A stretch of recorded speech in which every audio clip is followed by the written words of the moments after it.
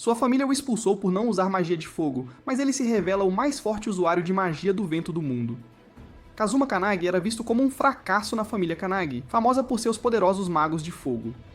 Ele não conseguia usar nenhum pingo de fogo, e ao perder um duelo pelo posto de herdeiro para o primo, seu pai, decepcionado, o expulsou. Kazuma ficou arrasado, mas saiu do país em busca de força, e 4 anos depois, retorna ao Japão como um poderoso mago do vento. Ele visita um homem que o contratou para lidar com um fantasma, mas descobre que ele chamou outras pessoas. O outro mago é Yuki, um arrogante membro de um ramo da família Kanagi. Yuki insulta Kazuma, chamando-o de fracassado e mandando-o fugir. De repente, um fantasma surge do nada, e Yuki se adianta, querendo exorcizá-lo e levar todo o crédito. Ele usa sua magia de fogo no fantasma, que a dobra e devolve. A mansão inteira pega fogo, e Kazuma aproveita para fazer o cliente aumentar o pagamento em 100 vezes se quiser viver. O homem aceita, e Kazuma invoca espíritos do vento, que com seu poder apagam o incêndio da mansão num instante. Ele então prende o demônio numa barreira de vento e o corta com lâminas de ar, apagando-o da face da terra. Depois, chuta Yuki e manda-o parar de fingir que está ferido, pois a família Kanagi tem proteção dos espíritos do fogo, e chamas tão pequenas não os ferem. Yuki acorda, surpreso que Kazuma use magia do vento. Após o incidente, ele volta à mansão Kanagi e conta ao chefe da família, Jugo, a filha Ayano, e ao pai de Kazuma, Genma, sobre a magia do vento, e todos ficam chocados. À noite, um misterioso mago do vento ataca Yuki e amigos, e na manhã seguinte, Jugo e Genma encontram seus corpos. Eles chamam o chefe do clã Fuga, uma família de usuários do vento que serve os Kanagi, para investigar. Fuga diz que os homens foram mortos por magia do vento muito mais forte que a deles, e todos pensam que o culpado é Kazuma. Chubo ainda não acredita, então envia o irmão de Yuki e outro membro forte do ramo da família para capturá-lo. Ayano segue sem permissão para ver o primo, mas o irmão de Yuki insiste em vingar o irmão sozinho. Ao chegarem a um canteiro de obras onde ele foi visto, o trio corre, mas Ayano fica presa numa barreira de vento. Ela invoca sua espada flamejante e usa magia de fogo poderosa para romper a barreira. Mas não é nada fácil. Enquanto isso, os dois homens encontram Kazuma e o acusam de assassinar 3 membros da família. Kazuma responde que não fez nada, e eles mandam que diga o mesmo ao chefe da família. Contudo, Kazuma anuncia que não faz mais parte daquela família estúpida, e que Jugo vem até ele se quiser conversar. Ele usa a magia do vento para cortar um guindaste e expor um espião Fuga. Os dois homens avisam Kazuma que usarão a força se ele não cooperar e ele os desafia. O irmão de Yuki carrega sua bola de fogo, mas antes de atacar, Kazuma manipula o vento, fazendo-a explodir e nocauteando-o.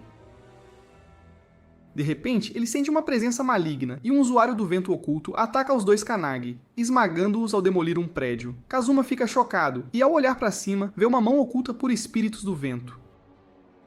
Assim que a mão some, ele nota um fogo brilhante atrás de si e se vira para ver Ayano, a garota que o derrotou para ser herdeira. Ayano pensa que ele matou mais 2 da família e o ataca furiosamente, e Kazuma insiste que é um mal-entendido enquanto desvia. Ela não quer ouvir nada, e Kazuma até a desarma para conversar, mas ela invoca sua espada flamejante de volta. Kazuma salta para trás enquanto Ayano invoca espíritos de fogo para ter poder e o ataca, mas ele corta o ataque dela, e ela não acredita em quão poderoso ele se tornou. Kazuma repete que não matou os membros da família e pede que ela procure outro mago do vento sozinha. Ele então provoca Ayano, dizendo que se ela for a próxima chefe, a família Kanagi estará condenada. Com isso, Kazuma voa e fica invisível, e enquanto uma rajada de vento levanta a saia de Ayano, ela o amaldiçoa e diz que nunca o perdoará. Kazuma pousa num prédio alto e percebe que alguém tenta incriminá-lo por prejudicar os Kanagi, mas ele não deixará que essa pessoa faça o que quiser. Quando Ayano entrega as notícias sobre Kazuma a Jugo e Genma, eles acreditam que ele não é o culpado. Genma se oferece para trazer o filho à casa da família, e está mais do que disposto a usar a força se ele não obedecer. Ele liga para Kazuma e pede para se encontrarem à noite. Ouvir a voz dele traz memórias horríveis. Quando perdeu para Ayano, Genma o chamou de vergonha para o nome Kanagi, e mesmo ele pedindo para ficar, Kazuma foi esbofeteado e expulso da família. Naquela época, ele era um fraco que não podia ir contra o pai, mas passou os últimos 4 anos na rua e quer mostrar quem é mais forte agora. Eles se encontram à noite e Genma imediatamente pede que Kazuma se entregue. Ele recusa e diz para Genma lutar se quiser levá-lo de volta. Genma aceita o desafio e Kazuma ataca com suas lâminas de vento. O pai as contra-ataca com seu escudo de fogo automático sem sequer se mover. Depois Gemma ataca Kazuma, que só consegue fugir do fogo e usa uma barreira de vento cercado por chamas. Ele fica sem fôlego e nota que o fogo de Gemma só queima o alvo, e por esse controle, ele era o mago de fogo mais forte da família. Gemma diz a Kazuma para se preparar, pois não vai se conter, e invoca espíritos de fogo para criar uma poderosa bola de fogo. Prestes a lançá-la, Kazuma usa seu movimento secreto e a faz explodir controlando o vento. Contudo, Gemma está ileso, mesmo em chamas, e afirma que não é fraco ou estúpido o suficiente para ser vencido por esse truque. Ele diz estar decepcionado com Kazuma, que pergunta quando ele teve alguma expectativa dele. Após alguns diálogos melodramáticos, Gemma decide mostrar ao filho sua verdadeira força. Ele invoca mais espíritos de fogo, e sua chama de repente fica azul, o nível mais alto da magia de fogo, que só um por geração pode usar. Contudo, nosso herói também tem um as na manga, e invoca um grande número de espíritos do vento, sobrepujando Gemma. Ele apaga o fogo do pai e o nocauteia, e Gemma percebe que seu filho cresceu. Kazuma ri, celebrando a vitória, mas logo perde o sentido após derrotar o pai. Mais tarde no hotel, ele sente um usuário de fogo escondido. Kazuma o chama e encontra seu irmão mais novo, Rain, que veio pedir que ele se entregue à família. Kazuma o chama ao quarto para conversar, e Ren pergunta se ele é um contratante que recebeu magia do vento direto do Rei dos Espíritos do Vento. Ele sabe que contratantes são os magos mais fortes, e há um boato online sobre um lendário contratante japonês. Kazuma diz ao irmão que ele é um idiota, mas que acredita em tudo que lê online, e então muda o assunto para perguntar por que Ren estava ali. Ren faz a velha pergunta sobre matar membros Kanagi, mas acredita quando Kazuma diz que não fez isso. Ele diz que Jugo também acreditará, e mesmo Kazuma sabendo, não quer ir até ele, pois significaria se render à família que o abandonou. Kazuma diz que não se importa se a família for arruinada pelo Mago do Vento, e Ren começa a chorar por não convencer o irmão a ajudá-los. Kazuma não resiste às lágrimas e o manda ficar. Mais tarde, enquanto observa Ren dormindo, ele sente a presença maligna de novo e percebe que o atacante está por perto. O atacante usa seu poder para cortar o hotel ao meio, e Kazuma não acredita. Ele acorda Ren e o agarra para pular da janela, mas ao saírem vem Ayano, que seguia Kazuma para batê-lo. Enquanto ela pensa que ele foge com medo dela, a parte cortada do prédio desliza e cai na cabeça dela. Ela está delirando e pensa que Kazuma preparou essa emboscada para matá-la. Não teria molhado as calças se estivesse usando alguma, mas ainda se mantém firme enquanto lança magia de fogo no prédio caído para se proteger. Enquanto o prédio cai sobre ela, Kazuma também faz um pouso seguro e sente que o atacante ainda está por perto. Ele manda Ren se esconder, e logo depois, o misterioso atacante surge atrás dele. Kazuma o cumprimenta calorosamente e diz que não se importa com o que ele faça à família Kanagi, mas não deixará ninguém ferir seu irmão. Kazuma o ataca com lâminas de vento, mas elas não o afetam. De repente, ele ouve o choro de Ren e percebe que foi atacado. Enquanto Kazuma se distrai, o vilão o ataca, e Kazuma desvia e contra-ataca no ar, onde consegue ver de perto o rosto dele. O vilão desaparece, e Kazuma percebe que Ren foi sequestrado, então parte para salvá-lo. Assim que ele sai, Ayano emerge dos escombros, queimando o prédio, e decide matar Kazuma por atacá-la daquele jeito. Kazuma vai direto para a mansão Kanagi, sem uma única boa lembrança do lugar. Não queria vir, mas não tem escolha, precisa da ajuda deles para salvar Ren. Ao entrar, 5 homens o param e o acusam de assassinato, e Kazuma lembra que todos o intimidaram no passado. Eles o atacam, mas suas chamas insignificantes não o afetam, e ele os afasta. Ele diz que só tem assuntos com o chefe da família, não com figurantes sem nome, e então, Jugo aparece para cumprimentá-lo pessoalmente. Ele ri ao saber que Kazuma deu uma surra no pai, mas fica sério ao saber do sequestro de Ren. Ele parece saber quem está por trás e a motivação, então pede a Kazuma para entrar e conversar. Jugo mostra a ele um livro ilustrado de usuários de magia do vento, e Kazuma identifica o homem que enfrentou. Ele afirma que o homem parecia desumano e tinha uma aura maligna, e Jugo agora confirma suas suspeitas. Antes que ele possa dar detalhes a Kazuma, Ayano irrompe na sala e o ataca com sua espada flamejante, mas Jugo a manda parar. Ela fica perplexa enquanto ele a repreende por fugir sozinha e atacar convidados. Ayano chama Kazuma de assassino, mas Jugo diz que ele é inocente e o inimigo é o clã Fuga. Ele afirma que o homem que Kazuma enfrentou é Ryu, filho do chefe Fuga, e todos os membros sumiram desde que ele foi visto, o que significa que estão todos na conspiração. Ayano não acredita, pois o clã Fuga é sua família serva leal há gerações, mas Jugo conta a história do que aconteceu antes. Ele diz que outrora, os Fuga eram uma notória família de criminosos, e os Kanagi mal os derrotaram numa guerra há 300 anos. Eles selaram a fonte do poder dos Fuga, um demônio imensamente poderoso que eles adoravam. Kazuma e Ayano ficam chocados, e Jugo sugere que sequestraram Ren como sacrifício para libertar o demônio e ficarem mais poderosos. Kazuma fica furioso ao ouvir isso, lembrando-se de outra pessoa amada que foi sacrificada. Jugo diz que o demônio adorado pelo clã Fuga está preso num poderoso selo de fogo que queima até a morte quem o toca.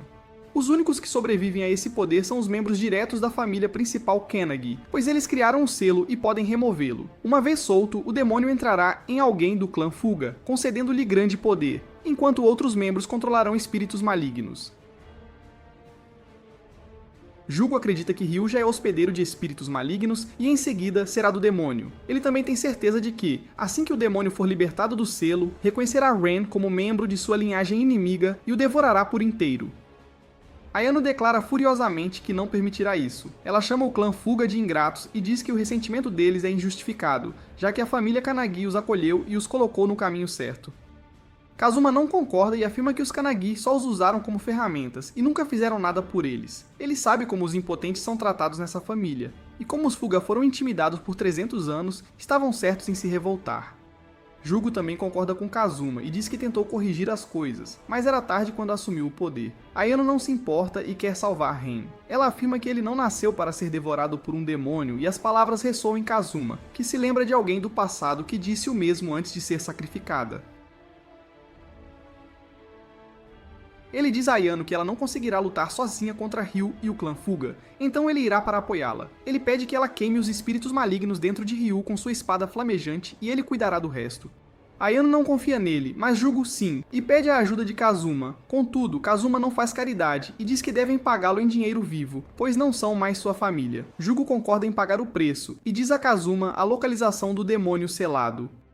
Kazuma e Ayano dirigem até a montanha onde o demônio está selado e ficam discutindo o caminho todo. De repente, Kazuma sente a presença maligna e arranca a porta do carro antes de agarrar Ayano e pular para fora. Assim que saem do carro, um corte de vento o parte em dois, fazendo-o explodir. Enquanto Ayano o encara incrédula, Ryu desce do céu e Kazuma declara que não o deixará sacrificar seu irmão. Kazuma diz a Ayano para lutar de perto, pois ela estará em desvantagem contra Ryu no combate à distância. Ele promete apoiá-la e Ayano invoca sua espada flamejante enquanto avança contra Ryu e lança bolas de fogo. Ele bloqueia os ataques dela, e mesmo quando ela o ataca diretamente com a espada, ele consegue se defender e a afasta com um soco. Ayano está sobrecarregada e pede reforços a Kazuma, mas ele já subiu aos céus. Ele diz a Ayano para lidar com Ryu sozinha, pois precisa salvar Ren imediatamente, e voa. Enquanto isso, Ren está diante do demônio selado, onde o clã Fuga inseriu espíritos malignos em seu corpo para controlá-lo. Eles o mandam desfazer o selo, e ele usa seus poderes para libertar um demônio. O demônio corre para se alimentar de Ren assim que é solto, mas de repente, uma forte pressão de vento o prende ao chão e afasta todos os membros do clã Fuga. Kazuma surge de um ciclone, salvando o irmão e prendendo o demônio com uma barreira de vento. Ele leva Ren para uma cama de pedra e o traz de volta a si, expulsando os espíritos malignos de seu corpo. Ren o abraça e Kazuma puxa suas bochechas, perguntando por que ele foi sequestrado tão facilmente por esses perdedores. Nesse momento, Fuga se levanta e pergunta a Kazuma por que ele ajuda os Kanagi, já que também os odeia. Kazuma responde que os apoia moralmente, mas Jugo acabou de pagar 100 milhões de ienes para salvar Ren. Então ele não pode traí-lo. Fuga o chama de capitalista filho da mãe e o ataca, mas Kazuma se defende facilmente. De repente, Ryu aparece no céu, e Kazuma percebe que ele já derrotou Ayano. Os espíritos malignos dentro de Ryu atraem o demônio e o libertam da barreira. Kazuma ataca o demônio, mas é inútil, e ele entra direto em Ryu, transformando-o num Piccolo com cabelo. O líder do clã Fuga está feliz, e pensa que agora vencerão os Kanagi. Mas Ryu, possuído pelo demônio, dá um Uno Reverse nele, e com um ataque poderoso, mata todo o clã Fuga antes de voar. Kazuma se protegeu e correu com uma barreira de vento, percebendo que o demônio enlouqueceu após tanto tempo preso. Ele sabe que agora, Ryu está indo para a casa dos Kanagi em busca de vingança. Mesmo Kazuma não se importando com eles, ele precisa que Jugo viva para lhe dar o dinheiro da recompensa. Então, decide voar até ele, mas antes precisa pegar Ayano gravemente ferida. Kazuma a examina e descobre que ela foi infectada por espíritos malignos, e assim, seu corpo será corrompido e ela morrerá. Ele tem um remédio para salvá-la, mas diz que é raro e caro demais, então não quer dar. Ren protesta que Ayano morrerá sim, mas Kazuma não se importa, pelo contrário, ele pensa que será uma boa notícia, pois Ren poderá se tornar o herdeiro do nome da família depois dela. Ren fica furioso ao ouvir isso, e seu fogo se ativa enquanto ele pede o remédio a Kazuma. Era isso que ele queria, pois ao irritar Ren, ele o faria perceber seu potencial mais cedo. Kazuma dá o remédio a Ayano, mas ela não consegue beber da garrafa. Você conhece as regras, e Kazuma também, e ele dá o remédio a Ayano através de um beijo. Ela é curada imediatamente e, ao abrir os olhos, fica chocada com a cena. Ela alterna entre tímida e furiosa, perguntando a Kazuma o que ele estava tentando fazer. Ren a abraça e diz que Kazuma usou um remédio raro chamado Elixir para curá-la. E Ayano não acredita, pois Elixir era mais raro que uma namorada otaku. Ela é forçada a agradecer Kazuma, mas ele não quer que ela se sinta em dívida, pois ele vai embolsar mais 100 milhões de ienes por salvá-la do pai. Ayano fica brava, mas Kazuma a confronta por perder a luta tão fácil. Ele diz para ela largar a espada e pegar uma faca de cozinha, como uma boa mulher, e Ayano fica ainda mais furiosa. Ela o ataca, mas ele a impede e diz para ela fazer isso com seus inimigos de verdade. Ele a gira e então chama Ren, e a família Sweet Home Alabama voa. Eles avistam Ryu possuído pelo demônio, e Kazuma teme que seu efeito possa despertar outros espíritos malignos e demônios também. Ao ver espíritos malignos subindo do chão, Ren pula e os ataca, dizendo ao irmão para deixar os peixes pequenos com ele. Kazuma e Ayano logo ficam cara a cara com Ryu. Ayano avança contra ele com sua espada flamejante e Kazuma a apoia com ventos fortes, mas Ryu ainda é mais forte. Ele aparece atrás de Ayano e a ataca, quase a derrotando. Enquanto ela cambaleia para frente após bloquear o golpe, Kazuma a segura. Ryu então invoca tornados sombrios, e Kazuma diz a Ayano para focar em cortá-lo com a espada, e ele cuidará da magia do vento. Ele abre um caminho dentro de um tornado para Ayano alcançar o inimigo, enquanto reúne espíritos do vento e envia um tornado gigante para perfurar as nuvens. O tornado desaba sobre Ryu, pressionando-o ao chão e nivelando toda a área. Ayano fica impressionada com o poder de Kazuma, e vendo Ryu caído, o ataca, mas ele ainda bloqueia o ataque dela.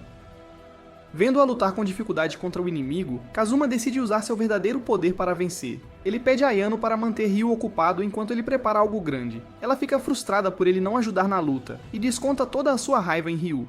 Enquanto ela luta bravamente, Kazuma medita profundamente e o portão espiritual em sua mente se abre, permitindo que ele peça poder ao Rei dos Espíritos. Nesse meio tempo, Ayano é brutalmente derrotada por Ryu, e caída no chão, sem sua espada, ela pensa que não tem a menor chance de vencer. No entanto, ela se recusa a ser uma perdedora tão patética, e bem quando Ryu está prestes a desferir o golpe final, ela invoca sua espada e, de repente, evolui. Ela o ataca com suas poderosas chamas alaranjadas, causando uma quantidade absurda de dano antes de finalmente decepar seu braço. Ayano então cai de joelhos, exausta, e cria um domínio de fogo que incinera tudo em seu alcance. Ryu sofre uma quantidade imensa de dano, mas, apesar de todos os esforços de Ayano, ele ainda está vivo. Ela está aterrorizada com seu destino agora, pois não lhe resta mais energia para lutar, mas então, de repente, Kazuma surge por trás dela e a parabeniza dizendo que ela se saiu muito bem. Ela se apoia nele, e é então que percebe que os olhos dele ficaram de um azul intenso. Kazuma explica que aqueles olhos azuis eram a marca do Rei Espírito do Vento, que ele recebeu após selar um contrato com ele. Deixando Ayano completamente em descrença, Kazuma avança contra Ryu e, sem hesitar, usa todo o seu novo poder contra ele. Ele cria um tornado gigantesco, tão imponente que é visível até do espaço, para esmagar Ryu por todos os lados. O ataque de Kazuma paralisou completamente seus movimentos, e ele então diz a Ayano, que está completamente atordoada, que aquela é a sua grande chance de desferir o golpe final. Ao seu sinal, Ayano corre furiosamente em direção a Ryu e o apunhala com sua espada. Ele explode em uma luz brilhante e tem sua alma purificada, ascendendo aos céus. E logo depois disso, Kazuma perde todo o seu poder e, exausto, desaba no chão, sem forças. Ayano, curiosa, pergunta se ele não poderia ter vencido a luta sozinho, já que ele é um contratante tão poderoso, e Kazuma apenas responde com um lacônico "talvez". Ayano então reclama que ele deveria tê-la ajudado muito antes, usando esse poder, mas Kazuma retruca que ela teria se sentido uma perdedora por toda a vida se ele a tivesse salvado antes que ela pudesse fazer qualquer coisa por si mesma. Ele elogia o ataque final dela, e seu jeito descolado começa aos poucos a conquistar o coração de Ayano. Logo em seguida, Ren chega ao local e flagra Ayano com as roupas rasgadas em cima de Kazuma. Ele se vira na hora, pensando que os dois estavam gravando conteúdo exclusivo para o OnlyFans dela, e Ayano fica tão furiosa com a insinuação que ataca Kazuma imediatamente. Pouco tempo depois, Jugo organiza uma festa em sua casa para celebrar a conclusão do incidente envolvendo a família Fuba. Convidado de honra, Kazuma chega atrasado como de costume. Jugo recebe calorosamente, mesmo sabendo que a maioria dos presentes não está nem um pouco feliz com a sua chegada. Kazuma se senta e Ren, todo carinhoso, o abraça e o elogia, mas Kazuma o trata com total frieza, deixando-o chateado. Enquanto Ayano consola Ren e esbraveja contra Kazuma, uma garota de cabelos azuis, chamada Misao, se aproxima e faz uma reverência profunda a ele. Ela pertence a um ramo secundário da família Kanagi e foi designada como atendente pessoal de Kazuma. Ele fica bastante interessado ao ouvir que ela não hesitará em servi-lo, inclusive na cama, e está prestes a beijá-la ali mesmo, na frente de todos, quando Ayano, furiosa, dá um chute e os separa abruptamente. Ayano defende Misao, dizendo a ela que não precisa fazer absolutamente nada por aquele homem. Mas Misao responde que Kazuma vingou seu irmão, e por isso ela fará tudo o que ele quiser. Ayano argumenta que ele já recebeu dinheiro pelo trabalho, e Kazuma concorda, acrescentando que de certa forma, ele foi parcialmente responsável pela morte do irmão de Misao. Ele afirma que mesmo que não o tivesse nocauteado com a explosão antes, o irmão dela jamais conseguiria desviar do ataque de Ryu. Mas talvez, quem sabe, ele pudesse ter sobrevivido de alguma forma. Ouvir isso é o suficiente para acender o pavio de Misao. E ela começa a tremer incontrolavelmente de pura raiva. Kazuma diz a ela para parar de reprimir seus sentimentos, e Misao leva suas palavras a sério demais, atacando-o com uma faca que estava escondida. No entanto, a lâmina não consegue perfurar a barreira de Kazuma. Ayano, preocupada, pede ao pai para parar de tomar chá e fazer alguma coisa, então ele diz a Kazuma para punir a garota insolente, ou então eles mesmos decidirão a punição dela. Kazuma responde que não há necessidade alguma para isso, pois ele nunca esteve em qualquer tipo de perigo. Jugo, porém, não consegue deixar o comportamento de Misao passar impune, então a castiga proibindo-a de sair por um mês inteiro. Misao chora e grita perguntando a Kazuma por que seu irmão teve que morrer, e ele, sem rodeios, responde que ele era fraco. Ayano o repreende por ser tão politicamente incorreto, mas Kazuma simplesmente não se importa com isso e, sem mais nem menos, deixa a festa. Mais tarde, Ayano está com os nervos à flor da pele por causa de tudo o que aconteceu mais cedo, e ao voltar da escola, suas amigas logo presumem que ela teve uma briga feia com o namorado. Ela fica toda constrangida, afirmando que não há absolutamente nenhum cara em sua vida quando de repente Kazuma aparece ali, acompanhado de uma mulher loira muito bonita. Ver uma garota tão charmosa e agarrada a Kazuma deixa Ayano morrendo de ciúmes, e então ela percebe que os dois estavam vindo de uma área repleta de motéis. A mulher pergunta a Kazuma se Ayano é sua namorada, já que ela parece tão brava ao vê-los juntos, mas ele simplesmente diz a ela para ignorá-la, pois Ayano está sempre de mau humor. Eles vão embora, e a loira ainda provoca Ayano, que fica furiosa, mas ainda se recusa a admitir seus verdadeiros sentimentos por Kazuma. Ela sai correndo, dizendo à amiga que tem algo super importante pra fazer, e vai imediatamente procurar por Kazuma. Quando não consegue encontrá-lo em lugar nenhum, ela liga pra Ren, pedindo reforços, mas os dois falham miseravelmente em localizá-lo. No entanto, enquanto fazem uma pequena pausa, Ren avista Kazuma em um café, e Ayano o força a se esconder rapidamente. Eles continuam observando Kazuma, que parece estar esperando por alguém, e logo Misao chega ao local. Enquanto ela sai do café toda sorridente e segurando o braço de Kazuma, Ayano e Ren não conseguem acreditar na rapidez com que ela deu uma guinada de 180 graus em sua performance da manhã. Eles decidem seguir os dois, e mesmo que Kazuma os note, ele simplesmente não lhes dá a menor atenção. Misao o leva diretamente para um motel, e Ayano fica tão furiosa que incendeia um poste, o que convenhamos é um baita sinal de alerta para qualquer homem que preze pelo seu patrimônio, se é que me entendem. No entanto, já no hotel, Misao se separa de Kazuma, e de repente, um atirador de elite o acerta em cheio. Imediatamente, mais mercenários surgem no local e crivam Kazuma de balas, sem piedade, antes de ainda jogarem várias granadas em sua direção. Após o ataque, Misao acredita piamente que sua vingança foi um sucesso. Ayano e Ren chegam para confrontá-la, e ela, com um sorriso vitorioso, diz para levarem o corpo dele para casa. Mas eles apontam que Kazuma ainda não está morto. Na verdade, ele nem está ali na frente deles, e então, de repente, um poderoso tornado surge e varre todos os mercenários para longe. Misao não consegue acreditar no que vê, e ela chama seu atirador para atirar novamente, mas Kazuma a informa que já deu um jeito nele também. Ele diz a Misao que o plano dela até que era decente, mas que faltou um pouco mais de poder de fogo. Ele afirma que ela mudou, mas ela sente que ele nunca, em momento algum, a conheceu de verdade. Depois de tudo isso, Ayano tenta deter Misao, mas ela joga sua bolsa pra longe e sai correndo. Ayano e Ren a perseguem sem hesitar, e Kazuma, por sua vez, pega a bolsa enquanto se lembra que já faz exatos 10 anos desde a primeira vez que ele conheceu Misao. Logo, Ayano encurrala Misao em um telhado e declara com toda a convicção que ela será punida por suas ações. As garotas estão prontas para a briga quando Kazuma se aproxima para devolver a bolsa, e diz a Ayano que ela não tem moral alguma para tentar machucar Misao. Afinal, ela estava apenas tentando matá-lo, e não a ela. Ayano responde que Misao voltará para se vingar repetidamente se não for punida adequadamente. Mas Kazuma simplesmente não se importa, pois ela nunca será forte o suficiente para enfrentá-lo de verdade. Misao fica furiosa ao ouvir isso, e ataca Kazuma com feitiços de fogo fracos, a queima-roupa, mas a barreira de vento dele bloqueia absolutamente tudo. Misao continua atacando-o de forma imprudente e o amaldiçoa, culpando-o pela morte de seu irmão. Logo começa a chover forte e suas chamas se apagam completamente. Ela cai de joelhos e começa a chorar desesperadamente. Como um verdadeiro cavalheiro, Kazuma tenta colocar sua jaqueta sobre ela, mas Misao a joga para longe, dizendo que jamais o perdoará. Kazuma diz a ela para fazer o que bem entender e vai embora, com Ayano e Ren seguindo de perto. Enquanto Misao é deixada completamente sozinha no telhado, ela ouve uma voz a chamando por trás, perguntando se ela precisa de um poder especial para finalmente conseguir sua vingança. Sem sequer olhar para ele, Misao aceita o estranho poder que ele está oferecendo e em sua mente pensa que ele é seu anjo da guarda. Ela adquire o poder de controlar uma gosma esquisita e passa a matar estranhos para absorver sua força vital, tornando-se cada vez mais forte a cada ato. Este incidente, claro, chega aos ouvidos da família Kanagi, e logo, Ayano visita o quarto de hotel de Kazuma, trazendo consigo um briefing da missão enviado por seu pai. Ela mostra a ele fotos de inúmeras vítimas que morreram depois que algo misterioso sugou toda a vida delas. Todos esses casos são bem recentes, e Jugo quer que Kazuma os investigue, afinal, usuários de ventos são excelentes em desenterrar informações e segredos. E como eles não contam mais com o clã Fuwa para ajudá-los, a única opção que resta é, de fato, confiar nele. Jugo pediu a Ayano para cooperar com Kazuma e eliminar o criminoso assim que ele for encontrado. Mas enquanto ela olha para a jaqueta dele, Ayano se lembra vividamente do incidente em que Kazuma parecia se importar demais com Misao, mesmo depois de ela ter tentado matá-lo sem dó nem piedade. Ela se pergunta por que ele tem um fraco e só tem olhos para Misao, e mais ninguém. De repente, Kazuma fala, tirando-a abruptamente de seus pensamentos. Ele diz a ela que os assassinatos recentes parecem ser obra de um demônio, e que ele não precisa da ajuda dela para lidar com eles, pois ela será apenas um estorvo. Ayano fica absolutamente furiosa ao ouvir isso e sai do quarto batendo a porta, dizendo a Kazuma que não o ajudará nem que ele implore de joelhos. Ela então começa a bater em estranhos aleatórios pelas ruas para desabafar toda a sua raiva, e Kazuma a observa com um sorriso do telhado do hotel. Era exatamente isso que ele esperava. Ele queria provocá-la e deixá-la completamente hiperativa, o que a tornaria a isca perfeita para o demônio sugador de vida. E não demora muito para que sua isca atraia a presa. Ayano e suas amigas se veem em uma rua estranha, com vibrações para lá de assustadoras. De repente, uma gosma estranha começa a escorrer das rachaduras, e as garotas são encurraladas em uma rua estreita depois de correrem por um bom tempo.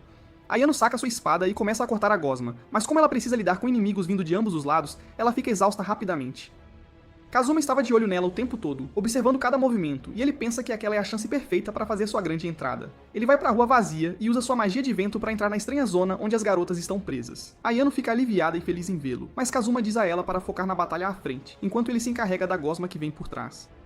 Ela obedece ao comando dele e lança um ataque de fogo contra a gosma, incinerando-a. A rua volta ao normal, e Ayano agradece a Kazuma por sua ajuda, mas ele, com um sorriso maroto, também agradece por ter sido uma ótima isca. Ela fica furiosa ao descobrir que ele a usou, mas Kazuma voa para longe, dizendo que graças à ajuda involuntária dela, ele encontrou o verdadeiro mentor por trás de tudo, e ela o segue imediatamente.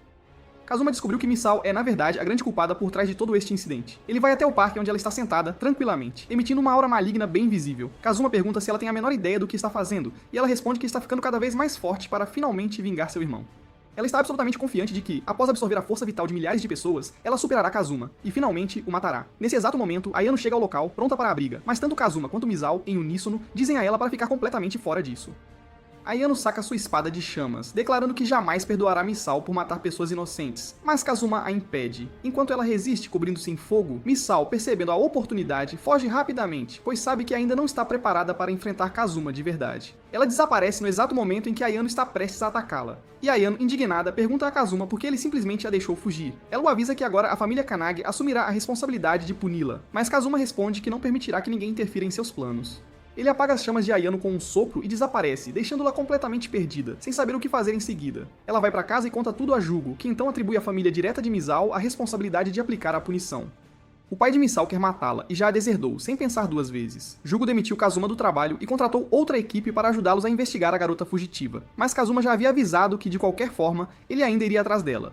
O pai de Misao acredita que não conseguirá punir sua filha com Kazuma interferindo, e Ayano se oferece para deter Kazuma por eles. Eles administram um ramo espiritual da polícia, onde a detetive Kiri, que era a mesma mulher que Ayano viu com Kazuma mais cedo, informa ele sobre a localização exata de Misao. Enquanto Kiri explica a Ayano que o ramo deles é recém-formado e que eles buscam usuários de magia talentosos para se juntarem à equipe, Ayano pergunta se Kiri estava tentando recrutar Kazuma naquele dia. Kiri dá uma risada, dizendo que era um assunto particular, e Ayano fica ainda mais furiosa com a resposta. Nesse exato momento, o espetáculo começa, com a família de Misao confrontando-a. Kiri pergunta a Ayano se ela não vai se juntar à ação, mas Ayano responde que seu único trabalho é deter Kazuma por tempo suficiente para que os outros possam finalmente eliminar Misao. Ela está super confiante de que pode detê-lo por alguns bons minutos, e é exatamente por isso que ela também trouxe Ren, para servir de seu escudo humano particular. Ayano assiste a transmissão ao vivo do dramático reencontro de Misao com sua família, que está sendo exibido na TV. Misao esperava que Ayano viesse até ali para matá-la, pois sentiu ciúme dela por estar recebendo toda a atenção de Kazuma. Ayano fica furiosa ao ouvir isso, e corre para dar um jeito na garota de boca suja, quando de repente, Kiri a avisa que Kazuma está chegando. Então ela pega Ren e sai correndo para fora a fim de detê-lo. Ayano sobe no telhado pensando em quanto tempo conseguirá resistir a Kazuma, quando o vê voando rapidamente em direção à localização deles. Ela salta do prédio e lança várias bolas de fogo contra ele enquanto cai, mas Kazuma bloqueia todos os seus ataques sem dificuldade. Ayano invoca sua espada para atacá-lo, mas ele bloqueia o golpe também e diz a ela que o movimento não foi de todo ruim. Ele de repente desaparece, e Ayano entra em queda livre até que ele a segura no último segundo. Ayano cora, e então diz a Kazuma que o atacou com a intenção de matá-lo, então ele a solta e Ren a salva servindo de amortecedor. Depois que ele desce, Kazuma pergunta se ela realmente achou que conseguiria detê-lo, e Ayano com toda a confiança responde que sim, ela pode fazer isso. Ela coloca Ren na frente dela e declara que agora Kazuma não pode atacá-la, então ela pode segurá-lo pelo tempo que bem entender. Ela só quer esperar até que Misao seja devidamente punida, mas Kazuma a avisa que ela entendeu tudo completamente errado. Ele faz uma contagem regressiva a partir do 3, e de repente, uma explosão de aura maligna acontece na igreja onde Misao estava, chocando a todos. Kazuma e os outros correm para a igreja, apenas para descobrir que Misao massacrou toda a sua família, sozinha. Ela está sorrindo enquanto Kazuma a confronta e pergunta como ela se sente depois de ter matado sua própria família. Misao responde que eles eram apenas uns idiotas arrogantes, e que sua única família de verdade era seu irmão, que morreu por culpa de Kazuma. Ela libera sua aura maligna, declarando que chegou a hora de sua vingança, e invoca suas chamas sombrias para atacar Kazuma. Ele bloqueia o primeiro ataque e até mesmo uma barragem implacável de bolas de fogo escuras que vem logo em seguida. Misao fica chocada, e Ayano a provoca, dizendo que até mesmo Ren é melhor que ela agora, então ela não consegue nem sequer tocar em Kazuma. Misao não acredita em uma palavra, e ela insiste que seu anjo lhe disse que ela era forte o suficiente para matar Kazuma neste exato momento. Assim que ela diz isso, o tão falado anjo faz sua aparição, e ele parece ser apenas um garoto comum. Misao se ajoelha diante dele e implora para que ele lhe mostre um caminho para derrotar Kazuma, mas o garoto, friamente, diz a ela que não é possível para ela derrotá-lo com seu poder atual. Ela fica completamente atordoada e pergunta por que ele está dizendo isso agora, sendo que ele havia dito antes que ela era forte o suficiente para matá-lo. O garoto zomba dela, dizendo que ela era uma completa idiota que acreditou em todas as suas mentiras. O limite de poder que se pode controlar é definido no nascimento, e ninguém pode exceder esse limite, não importa quanta energia consiga absorver. Misao fica horrorizada quando o garoto a lembra de todas as pessoas inocentes que ela matou, e ela enlouquece completamente antes de desmaiar. Ayano e Ren correm para ajudá-la, mas são arremessados para longe por uma poderosa aura maligna. Kazuma, então, percebe o verdadeiro plano do garoto à sua frente. Ele usou Misao como uma mera ferramenta para absorver mais poder do que ela poderia suportar, e agora ele estava prestes a roubá-lo dela. O garoto confirma a teoria de Kazuma, dizendo que precisava de um membro da família Kanagi como um condutor para reunir poder suficiente e finalmente derrotar Kazuma. Ele então se apresenta como Michael, o inimigo jurado de Kazuma. Ele recita uma frase de efeito sobre perseguir apenas a verdade em nome das estrelas e da sabedoria, e declara que está ali para concretizar a vingança de seu mestre. Kazuma se lembra daquelas palavras, pois elas estão associadas à pior memória que ele possui. O homem que matou a garota que ele tanto prezava disse exatamente as mesmas falas antes de sacrificá-la, e Kazuma, chocado, percebe que aquele era o mestre de Michael. Ele fica furioso e diz ao garoto que o enviará direto para o inferno, assim como fez com seu mestre. Kazuma o ataca com lâminas de vento, mas elas não causam efeito algum. Depois disso, Michael levanta Misao, e de repente, uma versão sombria da gosma a cerca e transborda, até que toma a forma de um dragão gigantesco. Michael sobe na cabeça do dragão, declarando que com essa criatura ele matará Kazuma. Ele o avisa que Misao está sendo usada como o núcleo do dragão. Então, se o dragão for destruído, ela morrerá junto. Dito isso, ele entra no corpo do dragão para controlá-lo completamente.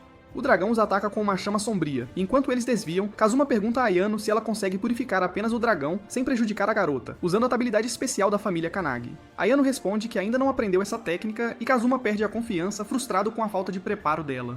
O dragão os ataca mais uma vez, e depois de desviar, Ayano pergunta a Kazuma se ele está realmente falando sério sobre salvar Misao. Ele responde que quer que ela viva, de qualquer forma, e Ayano fica com ciúmes e se sente profundamente magoada. Ela corre para o dragão e ataca sua cabeça, mas a criatura se regenera instantaneamente. Ayano continua desviando dos ataques, mas se pergunta incessantemente por que Kazuma se importa tanto com Misao. Ela se distrai com esses pensamentos, e o dragão aproveita a chance para atacá-la com seus tentáculos. Ela está prestes a ser atingida quando Kazuma surge em alta velocidade para salvá-la e voa para longe. O dragão o ataca por trás, mas Ren queima os tentáculos da criatura para cobrir as costas de Kazuma. Ayano, ainda morrendo de ciúmes, pergunta a Kazuma por que ele a está salvando, já que ele só se importa com Misao. E ele responde que quer salvar a ela e a todos os outros também. Ele diz que seu poder é completamente inútil se ele não consegue salvar ninguém, e assim que termina de dizer isso, eles aterrissam em sua zona segura. Kazuma declara que salvará a todos e eliminará Michael para uma vitória perfeita, e que ninguém terá absolutamente nenhum problema com isso.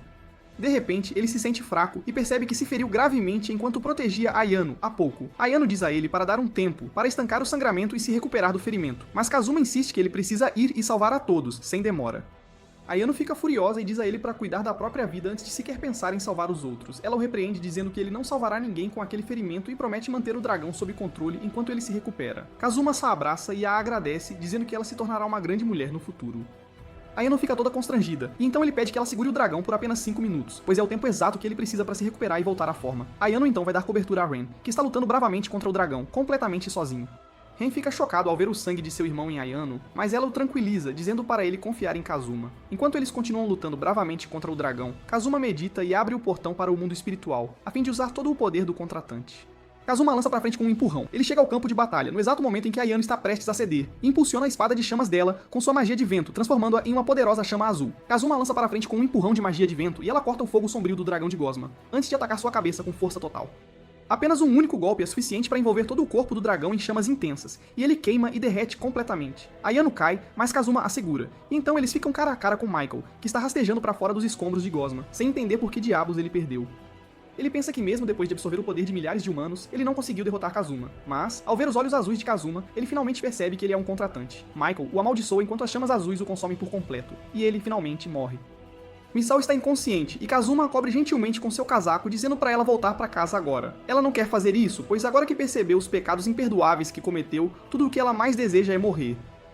Kazuma a chama de idiota, dizendo que apenas a morte dela não será nem de longe suficiente para pagar por todos os crimes que ela cometeu. Ele diz que morrer seria a saída mais fácil, e Misao, em prantos, pergunta a ele o que ela deveria fazer, então, nesse caso. Kazuma diz pra ela continuar viva e pagar as dívidas, e pra começar com ele, porque foi quem ela mais incomodou. Ele pede pra ela pagar com o corpo, e a Misao, coitada, tá super disposta, mas a Ayano não aguenta ver o Kazuma se dando bem, e o ataca antes que ele sequer chegue perto da Misao. O incidente se resolve, e no inverno, Kazuma, Ayano e Ren vão visitar um santuário, onde a Misao está servindo como freira. Kazuma se sente traído porque ela não o pagou como ele queria antes, e ele xinga o Jugo por ter sugerido que ela entrasse no templo. Enquanto caminham para o santuário, Misao pergunta ao Kazuma por que ele se esforçou tanto para salvá-la, e ele se lembra de uma memória da infância. Ele era intimidado por gente de famílias secundárias por não usar magia, e eles o queimaram só para tirar sarro dele. Naquela época, a Misao o defendeu e parou os valentões, então ele queria muito agradecê-la por isso. Ela não consegue acreditar que ele iria tão longe só por causa daquele incidente. Depois da oração, Kazuma diz a Misao que logo virá cobrar a dívida dela, e ela realmente não quer que ser freira a impeça de jeito nenhum. A Ayano não fica nada feliz com isso e continua importunando o Kazuma, que simplesmente se afasta em silêncio. Alguns dias depois, a Ayano descobre que há um problema sobrenatural rolando na escola dela, já que luzes misteriosas são visíveis até para quem não consegue ver espíritos. Ayano diz ao Jugo que não sentiu nada de mal na escola dela, e ele responde que mesmo que os espíritos da área não sejam maus, a gente normal vai surtar ao vê-los. Ele quer que a Ayano pegue esse caso e ela está mais do que disposta a aceitar. Depois disso, o Jugo diz a ela que também contratou um guarda-costas, e ela responde que ninguém das famílias secundárias é bom o suficiente para protegê-la. Nisso, o Kazuma chega e diz que ele é o guarda-costas contratado, e a Ayano fica toda constrangida. Ela briga com ele dizendo que não quer a ajuda dele, e o Jugo suspira, dizendo que vai dar a investigação para a divisão especial da polícia, nesse caso. Ayano imagina a Kiri tendo um tempo a sós com o Kazuma à noite, investigando a escola, e ela não quer que eles se aproximem, então ela aceita o caso na hora. Kazuma a arrasta para a escola, onde a Ayano pergunta por que ele pegou um trabalho tão insignificante. Ele responde que o Jugo é um caixa eletrônico ambulante e estava pagando uma grana boa até por missões bobas assim. Ao entrarem na escola, Ayano sente algo e pergunta ao Kazuma se ele também sente. No entanto, ele diz que é só um guarda-costas e foi pago apenas para isso, e ponto final. Ela fica frustrada e decide agir por conta própria. Ela está prestes a tirar uma bola de fogo nos arbustos quando o Kazuma a derruba, e ela erra o tiro. Ela o repreende perguntando por que diabos ele a derrubou, e ele a chama de idiota antes de apontar para os arbustos. As amigas da Ayano, a Yellow e a Blue, estavam escondidas lá, e elas vieram para ver as luzes misteriosas. A Ayano pergunta como elas sabem desse incidente, já que era para ser um segredo de estado, e a Yellow ri, dizendo que trabalha tanto para a KGB quanto para a CIA, então ela sabe todos os segredos da escola, claro. A Ayano diz para as amigas irem para casa, mas elas não querem perder de jeito nenhum esse avistamento sobrenatural raro na própria escola. Elas afirmam que não precisam temer espíritos ou fantasmas porque a Ayano está com elas, e se a coisa apertar, o Kazuma vai salvá-las. Ele diz para elas saírem dessas ilusões, porque ele foi pago apenas para proteger a Ayano, e não vai se incomodar com elas. Enquanto a Ayano fica furiosa com a atitude dele, as amigas pensam que o Kazuma quis fazer um gesto romântico, tipo, que ele só protegeria a garota dele. A Ayano está frustrada, mas não consegue de jeito nenhum mandar as amigas de volta, então ela concorda em levá-las junto. Uma vez dentro da escola, a Yellow fala sobre os 7 mistérios de lá, e o único realmente único entre eles é a cerejeira sussurrante. A Ayano descarta o boato e diz que se houvesse algo suspeito por ali, o Kazuma já teria detectado com certeza. Assim que ela diz isso, ele para e atira vento para trás, e ele retorna com maior intensidade para incomodar as garotas. A Ayano fica furiosa e pensa que o Kazuma fez de propósito, mas ele a assegura que não foi ele. De repente, uma luz misteriosa passa voando bem por eles e a amiga da Ayano tira umas fotos. Elas querem mais e avançam, enquanto a Ayano exige que o Kazuma explique tudo o que ele sabe sobre a situação. Ele se recusa a dar detalhes, e a Ayano o puxa pra perto. Mas ele se solta dela dando um beijo no nariz dela. Ela fica toda constrangida quando, de repente, a luz flutuante vem por trás dela e a atinge na cabeça. A Ayano cai, e então a luz misteriosa diz a todos os humanos para irem para casa ou enfrentarão as consequências. A Ayano fica furiosa e ataca a luz com fogo, e a voz que vem dela treme enquanto ela voa para longe, dizendo para ela ficar bem longe. Ela está prestes a atacar de novo, mas o Kazuma a impede e apaga o fogo dela antes que cause qualquer incidente maior.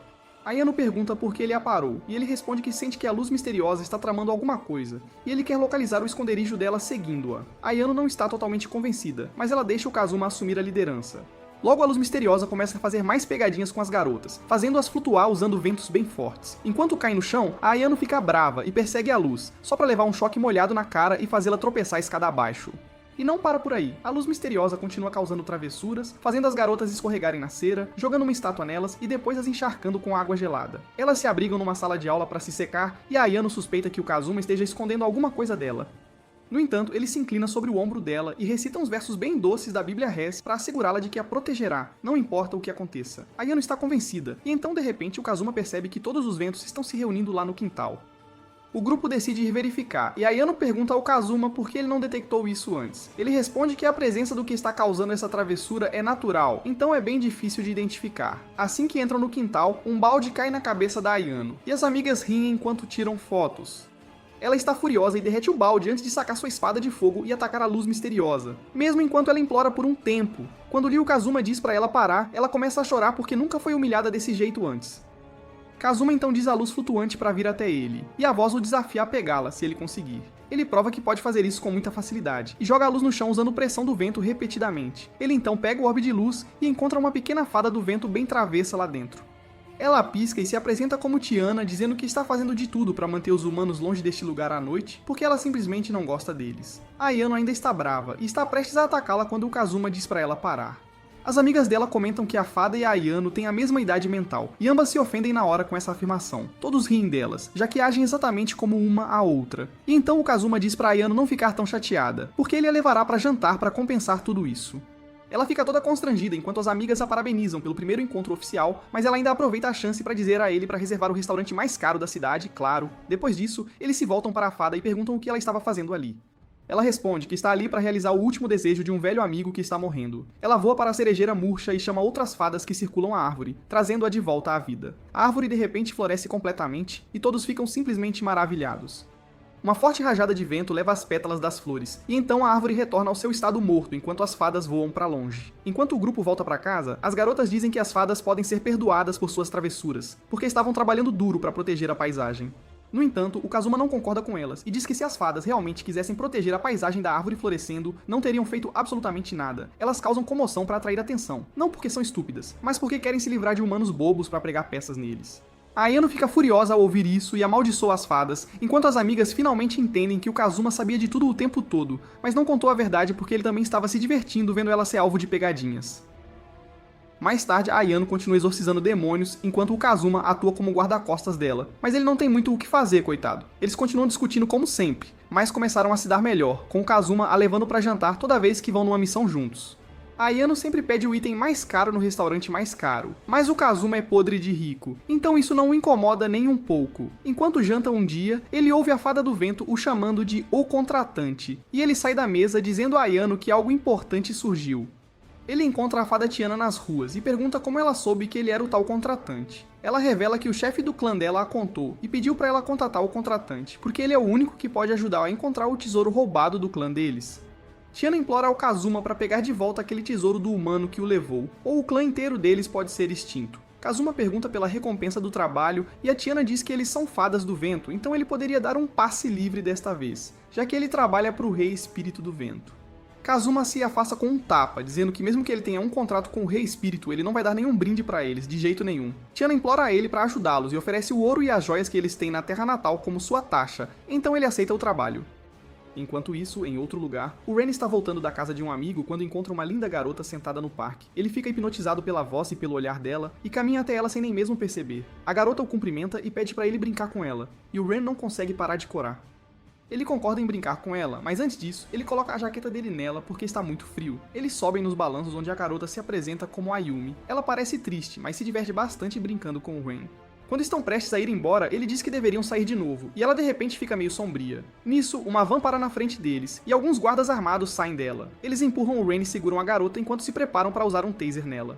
O Ren ataca os guardas e liberta a Ayumi, para que eles possam fugir, mas um homem dispara um tiro de advertência nos pés dele. Ren usa sua magia de fogo para derreter a arma do cara e diz para ele não mexer com a família Kanagi. Os guardas ficam chocados ao ouvir esse nome, mas então anunciam que são da família Sua, e que você também não deveria brigar com eles. O Ren fica chocado, pois ele sabe que a família Sua são os maiores usuários de magia da Terra, cujo poder é comparável ao da família Kanagi. Os guardas dizem para ele deixar a garota porque ela é propriedade deles, e ele vira um defensor e diz que ela não é propriedade de ninguém. Ele se pergunta se deveria arriscar uma briga entre as famílias, e no fim, decide ir pelo caminho do cavalheiro apaixonado e colocar um firewall ao redor da garota enquanto diz aos guardas para deixá-la em paz.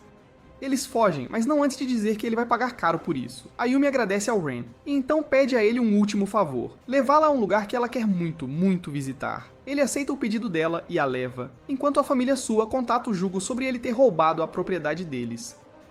O Jugo conta a Ayano sobre o incidente, que fica chocada ao saber que o Ren roubou alguma coisa. Jugo está preocupado com o garoto, já que ele não está atendendo o telefone, e a família Sua pode tentar atacá-lo a qualquer momento. O Jugo pediu ajuda à divisão especial da polícia e disse a Ayano para ficar de prontidão. Enquanto ela sai, ele pergunta se ela tem um número de contato privado ou de emergência do Kazuma, porque ele seria bem útil nesse caso.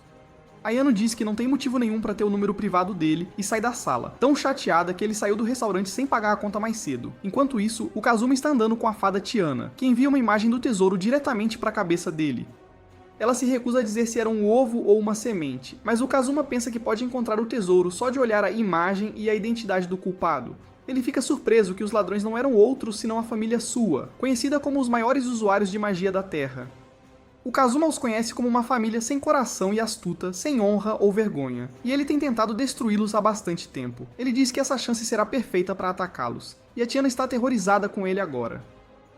O Kazuma chega à base da família Sua, e um terremoto lhes diz que eles estão em movimento neste exato momento. Ele espalha seu vento para localizar o tesouro da fada, mas descobre que ele não está na mansão deles. A Tiana entra em pânico ao ouvir isso, e teme que seja morta pelo chefe do clã dela.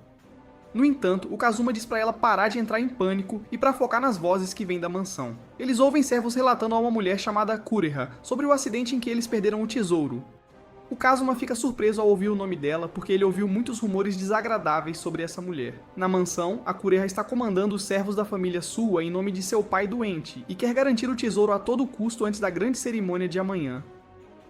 Depois de ouvir isso, o Kazuma percebe que a grande cerimônia de que estão falando é feita para impedir a erupção do vulcão Monte Fuji, e pelo que ele sabe, é um evento repugnante. A Tiana quer saber o que o tesouro deles tem a ver com a cerimônia, mas antes que o Kazuma possa dizer qualquer coisa, a Kureha o avista e usa sua magia de gravidade para fazê-lo cair do penhasco. O Kazuma fica chocado porque usuários de magia da Terra não deveriam conseguir detectar a presença dele enquanto ele flutuava no ar. Ele rompe o controle de gravidade dela e estilhaça o telhado de vidro para entrar no salão onde a Kureha e seus servos estão.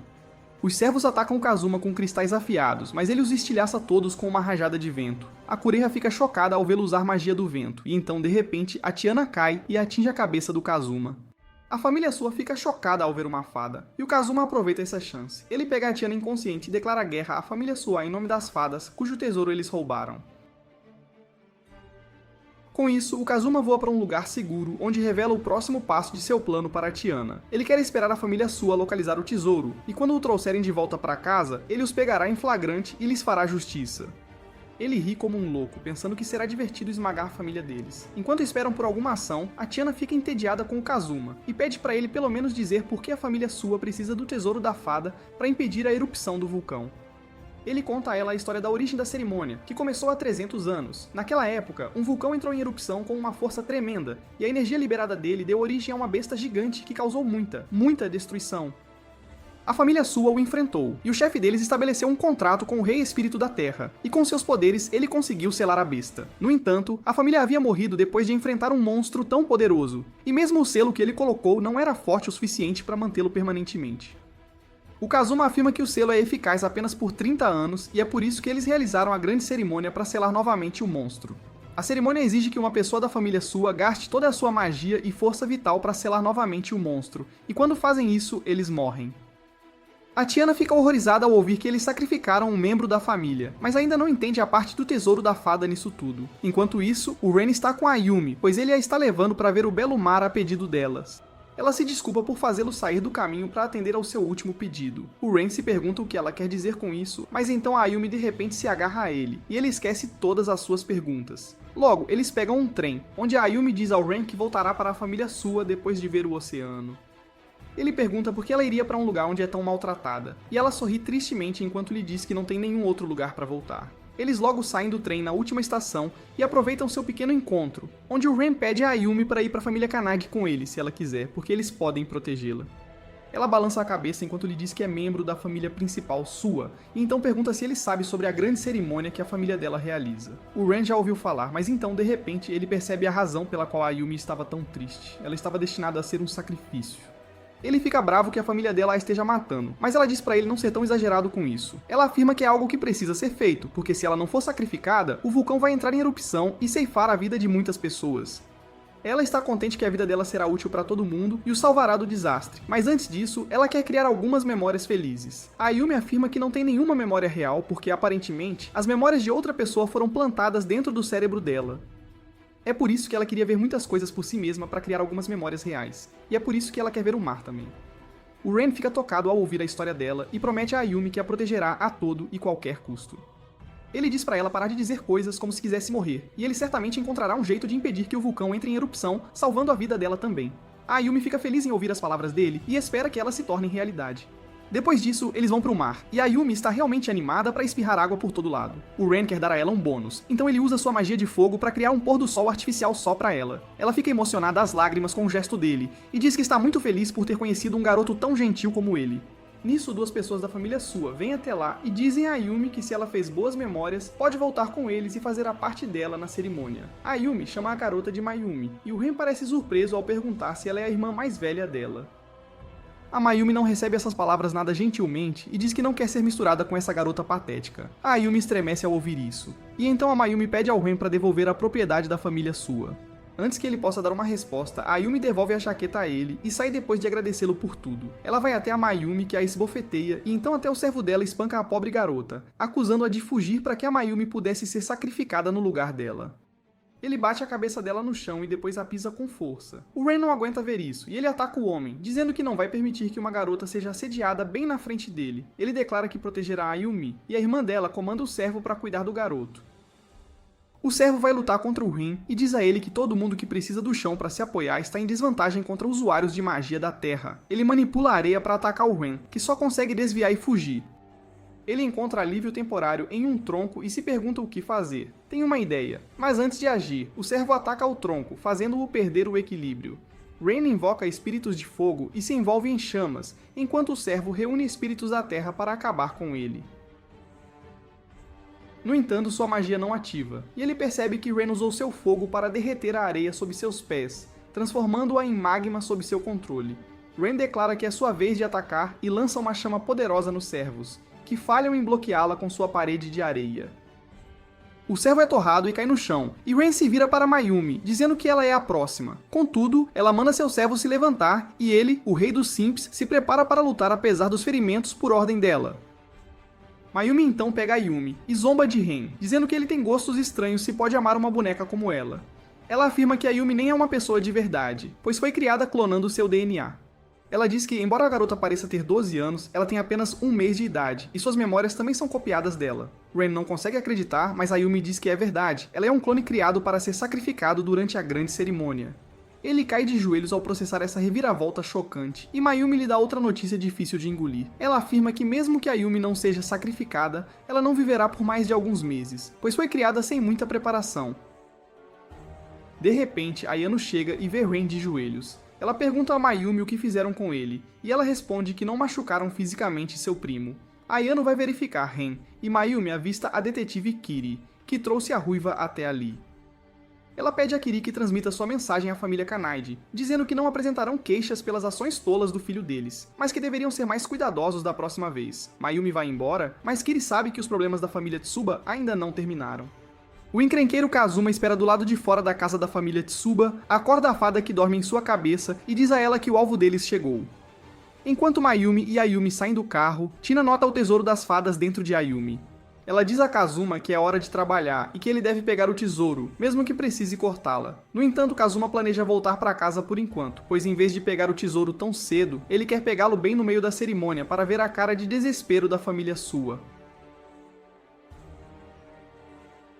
Dentro da mansão, Mayumi, seu clone e seu servo cumprimentam Kureha, que está aliviada por terem encontrado a garota. Ela dispensa o servo e leva as duas garotas para algum lugar. O servo Simp os avista, e na manhã seguinte ele vai perguntar a Kurura por que sua mestra ainda não voltou ao quarto.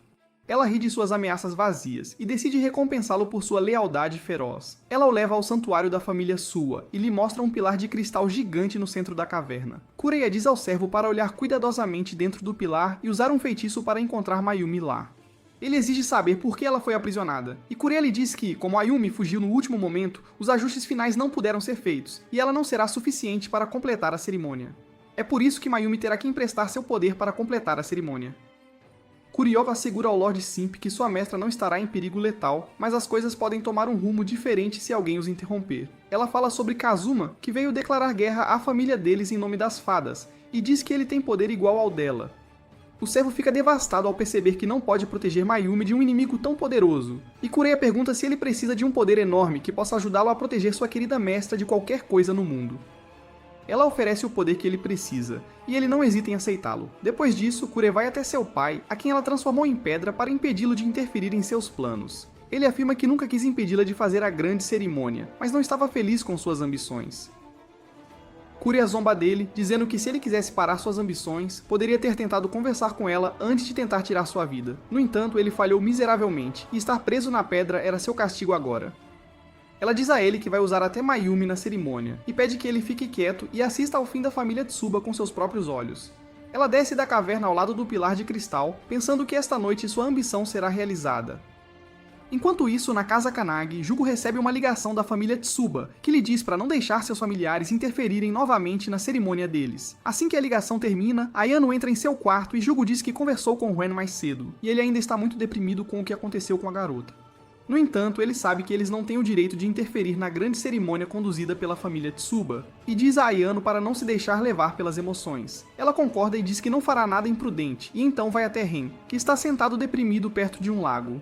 Ela o empurra para o lago quando ele não responde ao seu chamado e pergunta por que ele abandonou a garota. Ele não tem certeza do que ela quer dizer, e ela lhe diz que quando a família Tsuba a levou, ele ficou ali derrotado e não fez nada para impedi-los. Ren responde que não sabe o que fazer porque Ayumi é um clone feito especificamente para suportar o fardo da cerimônia. Ayano lhe diz que isso não importa, porque eles se tornaram amigos, e ele deve fazer tudo o que puder para ajudar sua amiga.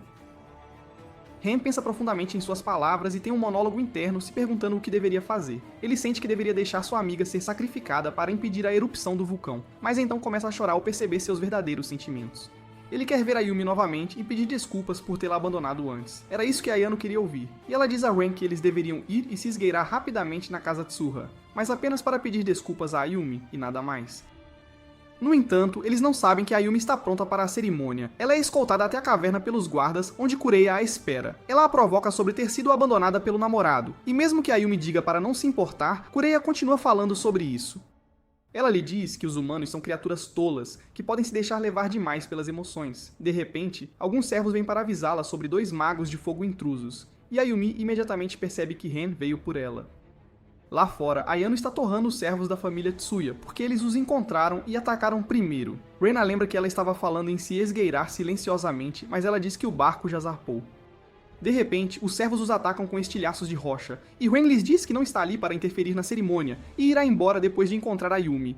No entanto, Ayano não é tão paciente, e ela explode os caras e abre caminho para seguir em frente. De repente, um golem de pedra cai do céu e bloqueia o caminho deles. Ayano o ataca com sua magia de fogo, mas não causa dano algum. O golem ri, dizendo que ataques tão insignificantes não farão nada contra ele agora, e Ren reconhece a voz do servo que ele havia enfrentado.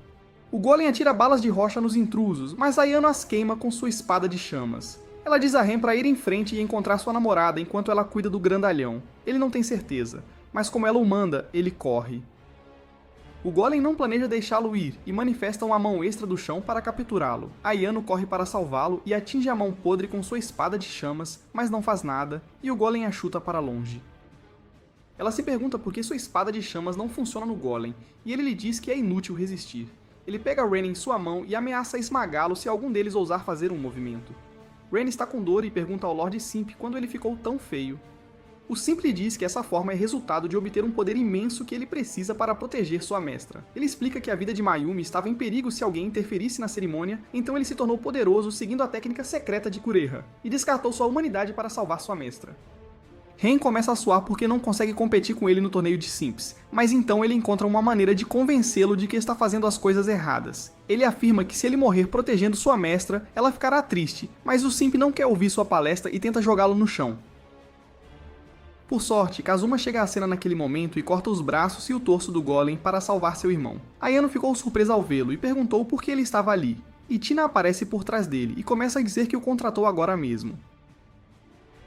Kazuma a impede de revelar a verdade e diz que é uma longa história. Ele também aconselha Ayano e Ren a terem cuidado, pois o golem ainda não está morto, suas partes do corpo rastejam umas em direção às outras e se fundem instantaneamente, e Kazuma pergunta o que está acontecendo ali. Ren lhe fala sobre o Lord Simp que sacrificou seu corpo para proteger sua mestra. Kazuma fica enojado ao ouvir isso porque sabe que é um antigo costume da família Tsuwa sacrificar uma coisa para proteger outra. Enquanto o Golem Simp acorda, ele se lembra do momento em que Mayumi o beijou do nada. Ela disse a ele para assumir a responsabilidade porque ele foi seu primeiro beijo. Ele não entendeu nada até Mayumi lhe dizer que seria sacrificada para evitar a erupção do vulcão. E é por isso que ela precisava de alguém que a amasse ao seu lado até o fim. Naquele dia, ele jurou lealdade eterna a ela e decidiu usar sua vida para protegê-la de qualquer ameaça. Ele se levanta dizendo a Kazuma e seus amigos que eles não conseguirão derrotá-lo e que ele não os deixará passar. Ayano pergunta a Kazuma o que eles devem fazer, e ele pensa que separá-lo do chão deve enfraquecer seus poderes regenerativos. De repente, Ren pergunta ao irmão se ele sacrificaria sua vida para salvá-lo, e Kazuma responde que mesmo que ele o salve, será inútil se ele morrer. Ele afirma que todos deveriam sobreviver e viver felizes para sempre, e essa foi a resposta que Ren esperava. Ele caminha até o Golem, determinado a lidar com a situação sozinho. Ren lhe diz que a família deles está muito presa à ideia de que sacrificar algo é importante para proteger o que é importante para eles. Ele declara que essa é a maneira errada de pensar e que todos deveriam viver felizes uns com os outros. O Simp lhe diz que eles não têm essa escolha porque seu destino está ligado a impedir a erupção do vulcão. Ren pensa que o verdadeiro inimigo que eles têm que derrotar é a besta vulcânica. Mas o Simp já estava farto de sua conversa fiada e o ataca com uma onda gigante de terra. Ren contra-ataca com fogo que perfura a terra e atinge o Golem enquanto a onda ainda está vindo em sua direção. Kazuma a afasta com seu vento forte e diz a Ayano para observar cuidadosamente o que seu irmão fez. O Golem se levanta com dor enquanto o fogo de Ren o queima, e seu corpo começa a se desintegrar até que se desfaz completamente e o Simp é libertado da armadura de rocha. Ayano ficou chocada porque nem sua espada de chamas conseguiu danificar o Golem. E Kazuma lhe diz que, ao contrário dela, Ren mirou nos agentes que transformaram o homem em Golem sem machucá-lo. Ela fica chocada que Ren possa usar técnicas de tão alto nível que nem ela consegue. Depois disso, Ren diz a Kazuma que percebeu que o verdadeiro inimigo que eles devem derrotar é a besta presa dentro do vulcão. Ayano é contra a ideia, mas Kazuma acha divertido e diz que seu irmão definitivamente puxou a ele. Enquanto eles discutem, uma pedra gigante vem voando em direção a eles. Eles desviam, e Ayano saca sua espada de chamas para atacar Kureha, que havia enviado a pedra em direção a eles. No entanto, sua bola de fogo nem a toca e cai no chão. Ela desce do céu e chama o Lord Simp de patético por perder, apesar de compartilhar seu poder. Depois disso, ela se vira para Kazuma, que pergunta se ela obteve o poder de controlar a gravidade da besta. Kureha lhe dá nota máxima em sua dedução e diz que pegou emprestado o poder das grandes bestas que sua família mantinha seladas. Tanto Ren quanto Kazuma percebem que ela é a chefe final desta rodada, e se preparam para enfrentá-la. No entanto, Kazuma quer que Ren converse com sua namorada primeiro e a manda voando para a localização dela. O vento o leva para a mansão e através de várias portas para a caverna onde Ayumi está pronta para conduzir a cerimônia. Ren cai no chão se perguntando por que seu irmão o mandou embora, mas então ele vê Ayumi à sua frente e percebe que ele a localizou usando magia do vento antecipadamente. Ambos ficam felizes em se ver, mas os guardas ficam na frente dele e perguntam o que ele está fazendo ali. Ren declara com confiança que a princípio ele estava ali apenas para ver sua namorada uma última vez e pedir desculpas por tê-la decepcionado ontem, mas agora ele percebeu que isso não será suficiente. Agora ele quer resgatá-la e Mayumi junto com ela. Ren declara que não deixará ninguém morrer e que lutarão juntos para derrotar a besta. Os guardas dizem que não é possível e ameaçam expulsar Ren à força, mas quando ele lhes diz que derrotou o Simp 2 vezes, eles percebem que não podem enfrentá-lo. Eles fogem, deixando Ren com Ayumi. Ele diz a ela que eles derrotarão a besta e ninguém será sacrificado, mas ela não está pronta para acreditar. Ela sente que o monte entrará em erupção se ela não for sacrificada, mas Ren assegura que deve haver outra maneira de lidar com esse problema. Ayumi fica emocionada e pergunta a Ren por que ele está disposto a ir tão longe por ela quando ela está destinada a morrer em breve, mesmo que não seja sacrificada. Ren lhe diz que se a vida dela é curta, eles precisam valorizá-la ainda mais, e ele promete realizar todos os sonhos dela se ela for com ele. Sua paixão atinge Ayumi, que diz que quer viver uma vida longa e feliz com ele. Enquanto eles se olham romanticamente nos olhos, Kazuma chega e se apresenta à namorada de seu irmão. Ren pergunta onde está Ayano e descobre que Kazuma a usou como isca para manter Kureha ocupada. Ren não fica muito feliz com isso, mas Kazuma lhe diz para se apressar para fora porque eles precisam da ajuda dele para derrotar a besta. Antes de partirem, Ren pede a Kazuma para libertar Mayumi do cristal. Ele corta uma parte do cristal, liberta Mayumi e a segura antes que ela caia no chão. No entanto, ele não sabia que o pilar de cristal estava sustentando a caverna em que estavam. E agora que está destruído, a caverna começa a desabar. A saída também está bloqueada, então Kazuma decide romper o teto para escapar. Ele usa sua poderosa broca de vento para abrir um buraco para o exterior e carrega todos com ele. Ele começa a procurar por Ayano e avista a área onde ela está lutando com Kureha. Ele decide provocá-la imediatamente, mas então a voz velha e fraca chama sua atenção. Kazuma desce imediatamente ao ver uma rocha de formato estranho, e Ayumi afirma que ele é o chefe da família Tsuwa. Ele quer saber o que está acontecendo ali, mas o homem petrificado apenas lhe pede para parar Kureha antes de morrer. Por outro lado, Kureha está lutando contra Ayano, que usa sua magia de fogo nela, mas a magia de gravidade de Kureha absorve todos os seus ataques e os faz explodir para mantê-la na defensiva. Ela diz a Ayano que mesmo a poderosa família Kanagi é inútil diante do poder da besta vulcânica. Kureha lembra como nasceu sem o poder de usar magia da terra, é por isso que ela buscou grande poder e em breve terá tudo para si. Ela continua atacando Ayano com sua magia de gravidade, e não importa o quanto ela tente contra-atacar, Ayano não consegue se manter de pé contra ela. Felizmente, ela logo descobre uma maneira de parar de perder para Kureha. Ela usa magia de chamas de longo alcance contra as esferas de gravidade dela, que encolhem e desaparecem depois de serem queimadas pelas chamas intensas. Mesmo agindo com confiança, Ayano sabe que não aguentará muito tempo assim e se pergunta quando Kazuma voltará. Falando no diabo, Kazuma chega com a turma toda. Ayano fica furiosa por ele tê-la deixado para trás novamente e o chuta, mas ele a bloqueia facilmente e comenta que branco não combina muito com ela. Ayano cora e recua, mas então ela vê que Ren resgatou sua namorada e o elogia. Enquanto conversam, Kazuma percebe um ataque surpresa vindo por trás e usa uma lâmina de vento para cortar a esfera de gravidade de Kureha. Kazuma declara que agora ela não pode conduzir a grande cerimônia porque Ayumi e Mayumi foram libertadas, mas Kureha está irredutível em conduzir a cerimônia e diz que as levará de volta à força. Ela diz que é o papel da família Tsuba selar a besta. Kazuma lhe diz para parar de blefar e pede que ela admita que só quer roubar todo o poder da besta. Kureha fica chocada quando Kazuma lhe diz que seu pai abriu o bico pouco antes de morrer. É impossível para uma pessoa conter o poder que sai da besta vulcânica. E Kazuma responde que a cerimônia tornará possível para Kureha lidar com o poder. Ayano pergunta por que ela precisaria de tanto poder, e Kazuma diz que ela também é um fracasso em uma família de usuários de magia, assim como ele. Kureha o ataca perguntando o que ele sabe sobre a vida cruel que ela viveu. Kazuma responde que não se importa e diz a ela que ela está perdendo de vista o mais importante. Ele a lembra que o Lord Simp virou pedra quando absorveu o poder da besta, mas ela ainda parece um ser humano normal. Kureha não entende o que ele está apontando, e Kazuma explica que a besta deve ter lhe dado uma parte de seu poder assim que ela nasceu. É por isso que ela não podia usar magia da terra, e a besta a estava usando como um meio para ressuscitar. Kureha fica pasma e diz que não é possível que a besta controle sua vida para ser libertada. Ela pergunta como a besta que foi trancada na escuridão da terra pode controlar sua vida, e Kazuma percebe algo em suas palavras. Ele pergunta se a besta está presa dentro da caverna com um pilar de cristal por acaso. E quando ela afirma, ele percebe que fez uma cagada enorme. Ayano o sacode e pede para ele contar a novidade. E ele nervosamente diz que quebrou o cristal e criou um grande buraco ao escapar da caverna. Kureha entra em pânico ao ouvir isso, pois significa que o selo da besta já foi enfraquecido além do reparo. E então, de repente, o chão começa a tremer enquanto uma aura vermelha cobre o vulcão. A energia vermelha se concentra sobre a caverna destruída e um pilar gigante de lava irrompe dela. Kureha sente em seus ossos quando a besta vulcânica é libertada e ela cai no chão chorando de dor. A besta gigante, parecida com uma tartaruga, ruge ao emergir do chão. Ela recupera o poder que deu a Kureha e se completa. Kazuma diz que eles devem destruir a besta antes que ela saia desta área e todos o seguem para lutar. Ren está prestes a se juntar a ele também, mas Ayumi segura sua mão porque está preocupada com ele. Ele a assegura que definitivamente voltará e que viverão felizes para sempre. Então, ele vai com Kazuma, que o leva junto com Ayano até a besta. Ren atinge a besta com suas chamas, e então Kazuma usa uma poderosa lâmina de vento para cortá-la, mas ambos os ataques se mostram inúteis. Kazuma sinaliza a Ayano, que usa um golpe de força total de sua espada de fogo, mas a tartaruga deflete até isso e a joga longe. Kazuma a pega antes que ela caia na lava, e enquanto a provoca por ser fraca, a fera se prepara para atacá-la. Eles mal conseguem sair do caminho enquanto a fera cospe fogo e arrasa toda a área à sua frente. Enquanto Ayumi se preocupa com Ren vendo a luta, Kureha acorda e em sua fúria começa a usar magia da terra inconscientemente.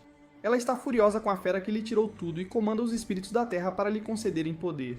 Enquanto isso, Kazuma e sua família continuam atacando a tartaruga, e ele logo percebe que seus golpes nem sequer atingem a fera, que usa seu imenso poder espiritual como barreira para defletir os ataques.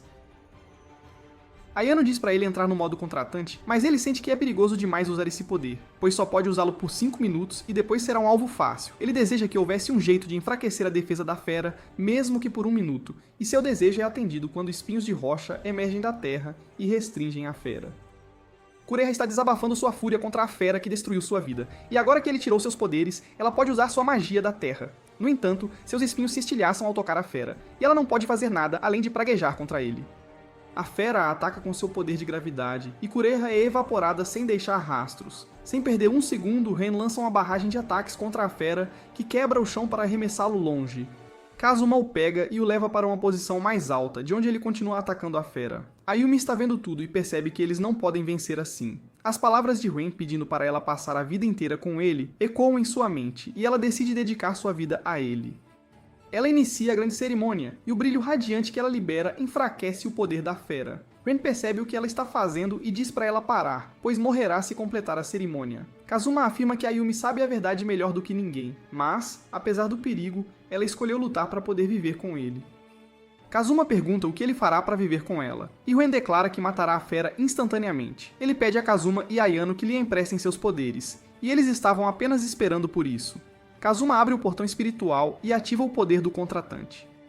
Ele voa alto e usa um vento poderoso para erguer a tartaruga bem alto no céu, expondo sua barriga fraca. Ayano e Ren correm em direção a ela, e combinam seus poderes para lançar um golpe de fogo que cria um buraco através da fera. Kazuma tem certeza de que a vitória está próxima agora, e ele envia um ciclone para dentro do buraco para destruir completamente a fera. A fera explode, e Ren cai no chão. Ele exclama que eles venceram, mas ao se virar, encontra Ayumi inconsciente. Ele corre até ela, com Kazuma e Ayano observando, e ela quer ajudar Ren. No entanto, Kazuma a impede e diz que não há necessidade de ela ir. Ele então explica que não faz sentido que um clone de 12 anos possa ser criado em apenas 1 mês. Ele pensa que o segredo por trás disso é o que o pai dela fez. Neste momento, a fada Tiana se junta a eles e diz que o falecido líder da família Tsuba roubou o tesouro da fada, que é o ovo que dá à luz seu novo chefe. Kazuma explica que o homem provavelmente usou o ovo da fada para o crescimento de Ayumi. E como ela foi feita com tanta pressa, é óbvio o que acontecerá com seu corpo assim que usar seus poderes. Ayano fica furiosa e pergunta a Kazuma por que ele não a impediu de usar seu poder quando sabia seu destino, e ele responde que se tivesse feito isso, todos estariam mortos agora. Ayano pergunta pelo que eles estavam lutando, se não pela vida de Ayumi, e questiona Kazuma se ele não podia fazer nada como contratante. Ele se desculpa por ser fraco, e Ayano se apoia nele, pedindo desculpas também por ter descontado tudo nele. Kazuma afaga a cabeça dela, dizendo que ambos foram fracos demais para salvar a garota desta vez, e que deveriam ficar mais fortes para proteger a próxima pessoa em necessidade. Enquanto isso, Ren vai até Ayumi, que diz que não sente que vai conseguir agora. Ele pede para ela parar de ser negativa e tenta dar-lhe uma falsa esperança de que viverá. No entanto, Ayumi sabia que não estava destinada a viver muito, então estava feliz por ter vivido sua vida com ele. Mayumi também acorda e se desculpa por tê-la tratado mal, e então, de repente, o corpo de Ayumi começa a se desintegrar. Ren chora sobre ela, mas ela lhe diz para mandá-la embora com um sorriso. Ele obedece e sorri em meio às lágrimas enquanto lhe diz que a ama. Ela sussurra que também o ama em seu ouvido e então se transforma em areia. Kazuma e Ayano chegam bem quando ela está se desintegrando, e o ovo da fada cai de seus restos mortais. Ren chora muito, e mesmo depois de muito tempo, ele não superou seu primeiro amor. Ele está sentado na praia, pensando em como poderia ter salvado Ayumi, quando Kazuma se aproxima e diz que a garota foi feliz à sua maneira. Ele diz que por tê-lo conhecido, Ayumi se tornou uma humana de verdade por um curto período, e isso foi algo maravilhoso. Nesse instante, Ayano chega e os chama de volta para mais aventuras que eles devem viver juntos.